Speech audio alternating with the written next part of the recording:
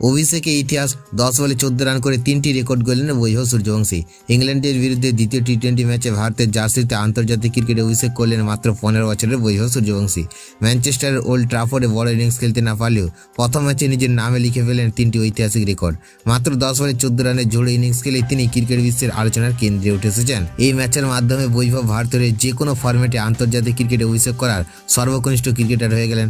পাশাপাশি পূর্ণ সদস্য দেশগুলির মধ্যে আন্তর্জাতিক টি-20 খেলা সর্বকনিষ্ঠ পুরুষ ক্রিকেটারের বিশ্ব রেকর্ড এখন তার দখলে।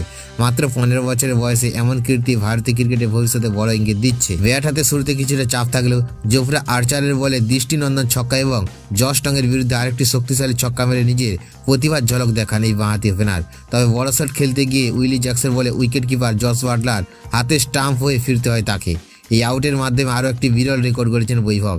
ভারতের টি-20 ইতিহাসে অভিষেক ম্যাচে স্টাম্প হয়ে আউট হওয়ার প্রথম ব্যাটার তিনি। ইনিংসটি ছোট হলেও একটি ম্যাচে 3টি রেকর্ড গড়ে বৈভব সূর্যবংশী বুঝিয়ে দিলেন ভারতীয় ক্রিকেটে নতুন এক তারকার আগমন হয়েছে।